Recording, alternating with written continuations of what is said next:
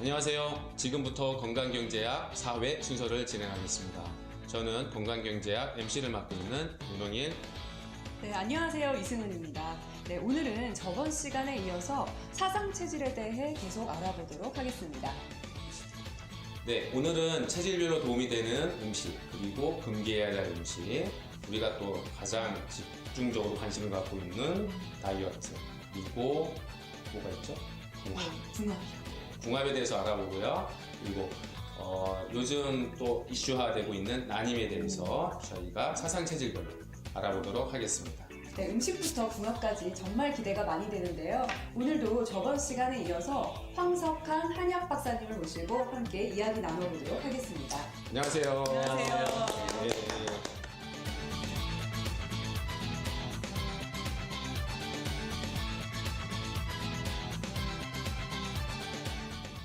한 주 어떻게 보내셨어요? 똑같은 일상이 반복되는 과정에서 나름대로 바빴죠? 네. 예. 오늘은 셔츠색이 화사해 보이세요. 아, 그래요? 네. 이제 저도, 아닌 듯 했는데 어느덧 중년이 넘어가면서 나이가 좀 들어 보인다고 집에서 자꾸 옷을 평상시 안 입는 얇은 옷을 자꾸 입으라고 해서 오늘 한번 이렇게 입고 나와 봤습니다. 네. 아직 젊어 보이십니다. 걱정 안 하셔도 될 것 같아요. 예. 네, 오늘도 체질에 대해서 알아볼 건데요.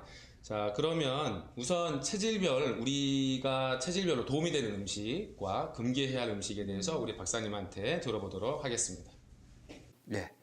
먼저 소음인부터 설명을 드리면 소음인은 전반적으로 몸이 좀 냉하고 추위를 많이 타고 소화 기능이 약한 그런 체질적인 특성이 있습니다. 그래서 소음인들이 가장 음식적으로 조심해야 될 것은 찬 거를 먹지 않는 것이 가장 중요합니다. 냉장고에서 바로 꺼낸 음식, 대표적으로 이제 냉수, 우유도 찬 거, 그 다음에 나머지 음식 중에서는 몸을 차게 만드는 돼지고기, 그 다음에 이제 소음인들이 우리나라 사람들 중에서도 일반적으로 밀가루라든가 유당을 분해하는 그런 그 효소 자체가 조금 부족한 것 같습니다. 그래서 밀가루 음식이라든가 이런 거를 소민들이 좀 음식을 좀 조심을 하고 음식을 좀 따뜻한 음식을 위주로 먹는 게 좋습니다. 따뜻한 음식의 대표적인 게 이제 생강이죠. 그래서 소민들은 몸이 으슬으슬하거나 속이 좀 이렇게 냉한 느낌이 들거나 이럴 때는 생강에다 대추를 조금 넣고 거기다 꿀을 좀 넣고 그 다음에 이제 인삼이나 홍삼 같은 것도 소민한테 아주 잘 맞는 음식이라고 할 수 있습니다. 소양인은 일반적으로 몸 안에서 열이 많이 발생하는 체질이기 때문에 열을 더 많이 생성하게 하는 그런 음식을 먹지 않는 게 가장 중요합니다. 기본적으로는 좀 서늘한 음식, 요즘 이제 조금 있으면 더워지는데 수박이나 참외 이런 거를 많이 드시는 게 좋고요. 소양인들이 가장 멀리 해야 될 음식 중에 하나가 홍삼입니다. 홍삼을 먹고 여러 가지 부작용이 난다는 논문이 최근에 많이 나오고 있습니다. 예를 들면 가슴이 답답하거나 피부에 반점이 생기거나 머리가 아프거나 여자들 같은 경우에는 유즙 분비가 된다든가 자궁 출혈이 된다든가 이런 여러 가지 홍삼에 대한 부작용이 이제 발표가 되고 있는데 특히 소양인들이 홍삼을 장기간 먹었을 때는 이런 현상이 나타날 수 있기 때문에 소양인의 체질을 갖고 계신 분들은 특히나 인삼이나 홍삼처럼 몸을 열을 유발하는 그 음식을 피하셔야 됩니다. 태음인은 일반적으로 식성이 좋으시고 뭐든지 잘 드시고 하기 때문에 태음인들한테 가장 권해드리고 싶은 음식은 일단 양파를 많이 드시는 게 좋습니다. 양파를 많이 드셔서 혈류순환을 좀 촉진을 시키고 그 다음에 견과류 이런 거를 좀 많이 드시고요. 그 다음에 버섯 종류도 참 태음인들한테는 도움이 되는 그런 음식입니다. 그 다음에 칡이라든가 율무 이런 것도 그 다음에 이제 폐기관지가 약하기 때문에 마 종류 이런 것들이 태음인한테 도움이 되는 음식이고요. 태양인들도 소양인과 마찬가지로 몸에 열이 많이 유발되기 때문에 해물을 기준으로 한 서늘한 음식을 많이 먹는 게 좋습니다. 메밀이나 감잎이나 오갑이나 이런 게 대표적으로 태양인들한테 권해드리고 싶은 식품입니다. 뜨거운 게 우리가 좀 가볍게 많이 먹고 있는 음식 중에서 성질이 찬 거와 뜨거운 거를 좀 구분해 주시면 우리 시청자 여러분들이 도움이 될 것 같아요. 뭐 닭고기는 뜨겁고 돼지고기는 차다 뭐 이렇게 돼 있으니까. 고기 종류에서 그 성질이 따뜻한 것은 닭고기하고 소고기가 성질이 따뜻합니다. 그래서 소민들은 닭고기 위주로 먹는 게 좋고 태음인들은 소고기 위주로 먹는 게 좋습니다. 나는 돼지고기 먹으면 배가 사르르 아프고 설사를 해요. 소음인들이 그런 얘기를 많이 하는데, 열이 많은 소양인들은 고기 중에서는 돼지고기 아주 몸에 좋습니다. 그리고 소양인들은 또 나는 다른 고기가 맛이 없어요. 돼지고기만 좋아해요. 이런 얘기를 하는 분들이 많습니다. 이 부분에서 가장 중요한 게 한의원 가서 체질 구분을 받고 네. 당신한테 이거는 좋은 음식, 이거는 나쁜 음식. 그래서 소음인들은 그걸 꼭 지키거든요. 그렇죠. 예. 그래서 먹을 게 없다고. 사실은 이게 제일 궁금하잖아요. 이걸 얼마만큼 지키는 게 가장 좋은지, 아니면 좀 나한테 건강하게 하는 때는 어느 기준을 잡고 우리가 음식을 섭취하는 게 좋은지. 환자분들한테 주의사항을 설명을 드리면 가장 잘 지키는 분들이 소음인이 맞죠. 제일 말 안 듣는 환자분들이 소양인들이세요. 네. 근데 소음인들은 전반적으로 몸이 이제 어느 체질이나 건강할 때는 적당히 음식을 먹어도 몸에서 그거를 거르는 인체는 정화작용이라는 게 있기 때문에 괜찮은데, 소음인의 전형적인 그 위장이라든가 수족냉증이라든가 그다음에 이제 뭐 추위를 많이 타다든가 이런 증상을 가지신 분들은 음식 중에서도 특히 몸을 냉하게 만드는 음식, 이제 냉장고에서 바로 꺼낸 찬 음식은 전반적으로 다 그렇고요. 그다음에 이제 우유, 그다음에 고기 중에서는 뭐 돼지고기, 뭐 이런 정도의 종류. 근데 이제 음식을 어떤 그 임상가들은 많이 무슨 뭐 생선 중에서도 쫙 분류하고 나물 중에서도 쫙 분류하고, 근데 그거는 사실 임상적으로나 원전적으로 별로 이렇게 타당하지 않기 때문에 특정한 몇 가지, 조금 전에 설명드린 몸을 냉하게 만드는 냉장고에서 꺼낸 너무 찬 음식, 본질적으로 찬 음식, 이런 몇 가지 설명드린 그런 것만 조심을 하시면서 관리를 하면 좋겠고요. 소양인들은 먹지 말아야 될 거. 소양인들은 안에 내열이 많기 때문에 또 음식 소화도 대부분 잘 시키고 하는데, 이제 그런 몸에 열을 더 유발할 수 있는 대표적으로 인삼, 홍삼 같은 거를 안 드시는 게 좋고요. 태음인들은 뭘 먹으면 좋다라기보다는 뭘 덜 먹을까라는 데한 고민을 해야 됩니다. 그래서 태음인들은 일정량이 되지 않으면 이 허기감 때문에 참기가 굉장히 힘들기 때문에 한 일주일 잘 다이어트를 하다가도 한 끼 먹으면 1.5kg, 2kg 확 불어나는 체질이 태음인이거든요. 그래서 태음인들은 적당히 드셔야 됩니다. 그렇기 때문에 태음인들은 칼로리가 높지 않은 섬유질이 많은 나물이나 야채나 이런 거를 충분히 드시는 거를 저는 많이 말씀을 드리죠. 네, 저희가 공부할 때 제 동기 중에 하나가 태양인이라고 본인 스스로 진단을 해가지고 삼시세끼를 메밀만 먹는 친구가 있었습니다. 네. 그러니까 제가 우리 시청자 여러분들 말씀드리고 싶은 건 가장 중요한 건 건강한 상태에서는 적절하게 영양 섭취를 하시는 게 좋고요. 그리고 몸의 병적인 상태가 됐을 때는 주의해서 진단하에 정확하게 체질 진단 받으시고 음식물도 가려 드시는 게 좋겠습니다. 그러나 우리가 보통 말하는 너무 금기를 과하게 하는 것은 좋지 않지만, 우리 박사님께서 말씀하시는 거는 각 체질별로 정말 위협을 가할 수 있는 음식들이 있으니까 그것은 좀 삼가하시는 게 좋겠다, 이렇게 말씀하시는 것 같습니다. 네, 맞습니다. 네, 요즘에 이렇게 카페에 이렇게 가거나 하면은 차 종류가 굉장히 많더라고요. 근데 체질에 따라서 조금 더 몸에 맞는, 조금 더 좋은 차가 있는지 이제 그 부분도 조금 궁금해요. 예, 음식은 사실 아까 설명드린 그 전형적인 몇 가지를 제외하고는 제철에 나는 걸 골고루 먹는 게 가장 원칙적으로 좋습니다. 인체는 아주 과학적으로 정밀하게 만들어졌기 때문에 어느 정도는 몸 안에서 자정작용을 해서 스스로 더하기 빼기를 잘하기 때문에 아주 편향되거나 아주 치명적이거나 꾸준하게 섭취를 함으로써 해를 끼칠 수 있는 그런 음식만 좀 피하시면 되고요. 차는 우리가 일상적으로 요즘 많이 즐기니까. 소음인은 뭐냐 하면 몸을 따뜻하게 하는 차가 좋습니다. 대표적으로 인삼이나 홍삼차, 그다음에 생강차, 꿀차, 그다음에 이제 대추 같은 것도 좋고요. 계피도 좋습니다. 예. 그렇게 이제 소음인들은 전반적으로 몸을 좀 훈훈하게 해줄 수 있는 그런 차 종류가 좋고요. 소양인들은 반대로 몸을 좀 서늘하게 해줄 수 있는 차. 소양인들이 이제 스트레스 많이 받고 급하기 때문에 그러면 소화가 잘 안 되거든요. 그득하고 이럴 때는 보리차가 좋습니다. 보리차는 서늘하고. 그 다음에 소양인들이 전반적으로 상실 하어에서 하체가 좀 약하죠. 그래서 하체를 좀 강하게 만들어주는 구기자나 복분자 이런 걸 차로 먹으면 산수유도 좋고요. 예. 태음인들은 뭐냐 하면 전반적으로 이제 그 비습하고 살이 많이 찌니까 율무를 현미율무 이런 거 해서 하고 그다음에 이제 태음인들이 이제 흡치 기능, 간 기능이 좋기 때문에 술을 좀 많이 드시는 경향이 있어요. 이런 분들은 이제 칡차 있죠. 칡즙이나 칡차 이런 게 좋고 그다음에 좀 전에 MC가 말씀하신 오미자는 예, 호흡기 계통이 약한 태음인들이 오미자를 먹으면 좋습니다. 그다음에 태양인들은 이제 하체가 좀 약하고 이제 그런 성향이 있기 때문에 근육 골격을 튼튼하게 해주는 오가피차. 그다음에 이제 아까 얘기 나온 그 몸을 서늘하게 해주는 메밀, 모과, 그다음에 감잎으로 만든 차 이런 종류의 차가 태양인들 몸에 좋은 차라고 할 수 있습니다. 요즘에 그 건강 관리를 위해서 운동을 정말 많이 하는데 저 같은 경우도 필라테스를 얼마 전부터 이제 끊었어요. 근데 그 체질별로 조금 더 도움이 될 수 있고 몸에 더 맞는 운동이 어떤 게 있을까요? 예, 모든 운동은 다 건강에 도움이 되지만 체질별로 설명을 드리면 소음인들은 일단 바깥에서 하는 운동보다는 실내에서 하는 운동이 몸에 도움이 될 수 있습니다. 그리고 소음인 중에서 수족냉증이나 이제 배가 차고 소화가 잘 안 되는 이런 분들은 수영 같은 운동은 안 하시는 게 좋습니다.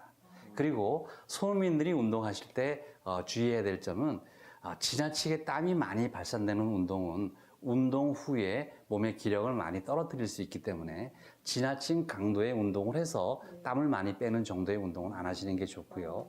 소양인이나 태양인들은 상실하허, 하체가 좀 약한 편이기 때문에 바깥에서 뛰거나 매달리거나 뭐 산에 올라가거나 뭐 자전거를 타거나 외부에서 할 수 있는 운동을 하는 게 건강에 많이 도움이 됩니다.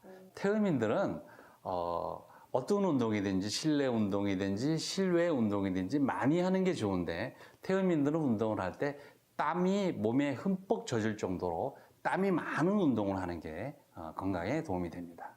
운동은 말씀해 주셨는데 양인들은 어쨌든 외부에 나가셔서 조깅을 하든 뭐 걷는 운동을 하든 이렇게 운동을 하면 될 것 같고요. 그리고 소음인들은 실내에서 운동을 하는 게 좋다고 했는데 왜 소음인들은 실내에서 운동하는 게 좋죠? 소음인들은 성향 자체가 이제 정적이고 음적이기 때문에 뭐 요란하고 막 액티브하고 이런 바깥에서 하는 운동보다는 안에서 뭐 기구 운동이라든지 뭐 요가라든지 좀 훈훈한 그런 상태에서 저번저번 이렇게 운동을 하는 게 건강에 도움이 됩니다.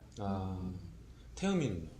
태음인은 음인 쪽의 성향에 있는 태음인도 있고 양인 쪽의 성향의 태음인도 있기 때문에 태음인은 성격도 예를 들면 느긋할 때는 느긋하고 급할 때는 급하고 이런 특징이 있거든요. 운동도 마찬가지입니다. 실내 운동도 좋고 실외 운동도 좋은데 단 전제는 운동 강도를 항상 땀을 많이 흠뻑 흘릴 정도의 강도로 운동을 하는 게 좋다.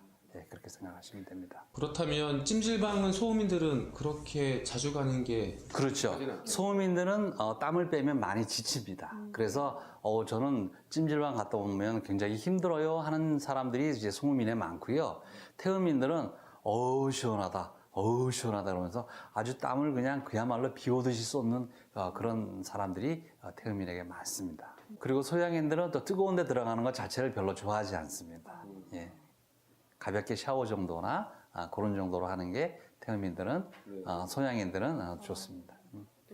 갑자기 생각났는데 박사님, 우리가 감기 걸리면 그 소주에다 고춧가루 타서 먹잖아요. 그 소양인은 큰일 나겠는데요. 그럼요. 감기가 걸려서 양약을 먹었더니 감기가 2달 됐어요, 3달 됐어요. 또 이제 뭐 감기에 땀을 흘리면 좋아요 해서 땀을 흘렸더니 아주 죽겠어요 이렇게 표현하는 사람들은 소음인입니다. 태음인들은 감기가 걸렸을 때 몸을 뜨뜻하게 하고 뭐 고춧가루를 먹든지 뭘 먹든지 땀을 좀 빼는 것은 태음인들한테는 도움이 됩니다. 네, 지금 이제 박사님하고 얘기한 거가 우리가 보통 감기 걸리거나 몸이 차거나 하면 땀을 많이 내려고 하잖아요. 근데 체질별로 태음인은 정말 땀을 많이 내서 몸에 있는 땀을 배출하는 것이 건강하게 만드는 거지만 소음인은 오히려 기를 약하게 할 수 있고 그리고 소양인은 오히려 병을 만들 수 있다는 그런 말씀을 해주신 거라서 우리가 아주 간단한 상식인 것 같지만 주의해야 될 것 같습니다. 그러면 이제 우리가 또 한 번씩 중요한 거 알아보려고 했던 거? 뭐였죠? 궁합. 네, 궁합이요. 너무 중요한. 네. 그래서 우리가 지금 다 귀를 열고 있습니다, 박사님. 그 남자가 소양인이라고 하면 소양인들이 일단 일을 잘 벌리고 이게 갈무리를 잘 못해요.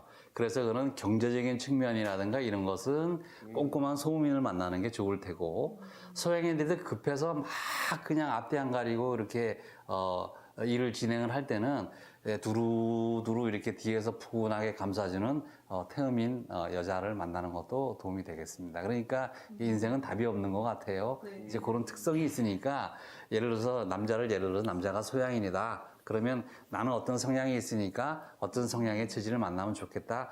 이제 소음인, 태음인 알아서 판단하셔서 잘 전문가한테 진찰을 받으시고 잘 선택을 하시면 되겠습니다.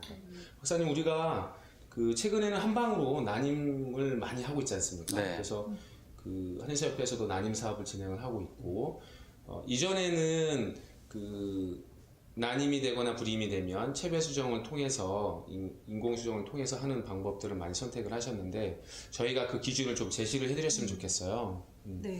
그래서 인공 수정을 하기 전에 정말 우리의 건강 상태 진단을 받아보고 이럴 때는 난임 치료를 한방으로 진행을 한 다음에 네. 그 이후에 마지막으로 선택을 하셨으면 좋겠습니다. 예. 요즘에 임신에 대한 고민들이 많으시죠. 정상적으로 결혼을 해서 피임을 하지 않았는데도 1년 이내에 임신이 되지 않는 그런 난임 부부가 점점 증가하고 있다고 합니다. 병원에 가서 온갖 검사를 샅샅이 했는데도 불구하고 정상인데 임신이 되지 않는 부부가 점점 많아지고 있다는 얘기죠. 이럴 때 체질적인 관점에서 임신에 대한 치료를 하게 되면 상당히 성공률이 높습니다. 체질적으로 설명을 드리면 태양인들은 일단 체질적으로 임신이 잘 되지 않습니다. 그런데 다행인 점은 우리나라 인구에서 태양인은 그렇게 많지 않기 때문에 논외로 하고 소음인들 중에서 소음인들이 임신이 안 되는 경우가 많은데요. 소음인들 중에서 손발이 냉하고 자궁계통, 배, 아랫배에 가스가 많이 차고 변비가 있고 이런 질환적인 측면 때문에 이게 해소되지 않아서 또 이제 자궁에 어혈이 많이 생겨서 생리 통증도 심하고 이런 분들이 이런 요인 때문에 해부 구조학적으로는 정상이라고 하더라도 임신이 안 되는 경우가 많습니다. 이럴 때 소음인의 그 나타난 증상을 체질 개선을 통해서 자궁의 어혈을 풀어주고 배를 따뜻하게 해주고 이런 치료를 하게 되면 임신이 아주 잘 되는 그런 임상 케이스는 굉장히 많습니다. 또 태음인들은 전반적으로 복부가 비대해지면서 이 지방질에 의해서 자궁의 순환이라든가 이런 문제가 많이 생기기 때문에 자궁의 혈류 순환을 촉진시켜주는 그런 치료를 꾸준하게 반복을 하게 되면 임신 성공률이 상당히 높아지게 됩니다. 그런데 박사님, 저희가 볼 때는 소음인 경우에 자궁이 찬 여성인 경우에는 많지만 소양인 경우에는 남성이 문제인 경우도 많지 않을까요? 그렇죠. 뭐 임신은 혼자 하는 게 아니니까 조금 전에 여성분들이 이제 소음인, 태음인의 이런 성향이 있을 때 임신이 잘 안 된다는 설명을 드렸고 남자들은 체질을 불문하고 요즘에 이제 과로, 스트레스, 뭐 환경 오염 이런 걸로 인해서 해부학적으로 검사를 해보면 정자의 활력도가 떨어지는 아니면 정자의 그 형태라든가 숫자 이런 게 이제 부족한 사람들이 많거든요. 이럴 때 한약을 써서 나중에 다 복용하고 난 다음에 추적 검사를 해보면 정자의 활성도라든가 건강 상태가 상당히 개선된다는 논문은 최근에 발표가 자주 되고 있죠. 그래서 임신은 우선 여성의 체질을 진단을 해서 여성의 원인을 분석을 하고 또 남성도 남편 되시는 분도 거기에 맞춰서 각 체질별로 이거는 체질을 불문하고 거기에 맞는 적당한 몸의 상황을 개선시켜주는 치료를 하면 이제 확률이 훨씬 더 높아지겠죠. 네. 그럼 한의원에 올 때 처음에 보통 여자만 가서 이렇게 검사받고 약을 먹는다 생각하는데 남녀가 처음부터 같이 오면은 조금 더 도움이 그렇죠. 되겠네요. 옛날에는 보통 이제 친정 어머니가 네. 딸을 손을 잡고 둘이서 오는 경우가 많았어요. 그리고 그 오래전 시절에는 여자가 애를 못 놓는다고 하는 것은 굉장히 문제가 되는 집안에서 그런 시절이 있었죠. 요즘에는 조금은 달라졌어요. 검사를 다 이제 주로 하고 오시는 분들이 한의원에 많이 오시는데 남편하고 오시는 분의 숫자가 점점 높아지고 있고 또 이제 남성들도 거기에 대해서 많이 옛날하고는 다른 생각을 갖고 있는 게 요즘의 추세입니다. 네, 마찬가지로 최근에는 그 화모제약의 비모 때문에 한방에서 그 발기부전 치료하는 거에서 그 치염예나 이런 게 많이 줄어들기는 했지만 제가 생각할 때는 임신의 가능에 있어서는 남성적인 문제도 많기 때문에 발기부전의 문제도 치료를 예전에 저희가 많이 했었지 않습니까? 그렇죠. 그 부분도 아마 한방이나 또는 체질적으로 치료를 한다면 많은 성공이 되지 않을까. 네. 둘이 결합이 크로스가 네. 그죠? 그래서 임신도 잘 될 거라는 생각이 듭니다. 네, 오늘은 저번 시간에 이어서 사상 체질에 대해서 함께 알아보았습니다. 네, 저희 건강경제학에서는 다음 주에는 한방 비만, 한방 다이어트에 대해서 시청자 여러분과 함께 이야기 나눠보도록 하겠습니다. 네, 지금까지 진행의 이승은. 윤홍일이었습니다. 감사합니다. 안녕하십니까. 건강이머니의 최우수입니다. 가장 좋은 공부 방법은 무엇일까요? 저는 학창시절에 공부를 좀 열심히 해보겠다고 전교 1등하는 친구의 공부 방법을 그대로 따라해 본 적이 있습니다. 그 친구는 하루에 4시간씩만 자고 열심히 공부하는 친구였는데요. 저도 하루에 4시간씩만 자고 굉장히 열심히 공부했습니다. 그런데 결과는 오히려 성적이 떨어졌습니다.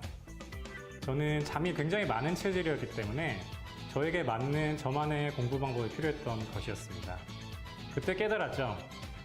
가장 비효율적인 방법이 내 자신에 대한 이해 없이 남들이 하는 그런 방법을 그대로 따라하는 것이었음을 말입니다. 그런데 요즘 다이어트를 하시는 많은 분들이 주변에서 무슨 다이어트가 좋다더라, 무슨 다이어트가 유행이더라 라는 말에 굉장히 귀가 솔깃해지는 경우가 많다고 하네요. 그래서 자신의 체질이나 몸 상태에 대한 이해 없이 맹목적으로 그런 다이어트 방법을 따라하다 보니까 돈 낭비, 시간 낭비에 결국은 몸까지 망가뜨리는 경우가 많다고 합니다. 가장 효율적이고 그리고 건강한 다이어트를 위해서는 자신의 체질을 우선적으로 점검받고 생활 습관을 확실히 파악하는 것이 중요하다고 합니다. 소크라테스가 유명한 말을 했죠. 내 자신을 알라. 다이어트를 시작하시는 모든 분들은 꼭 기억해 주십시오. 내 체질을 알라. 그러면은 돈과 시간을 절약할 수 있으리라. 지금까지 건강이 머니의 최우수였습니다.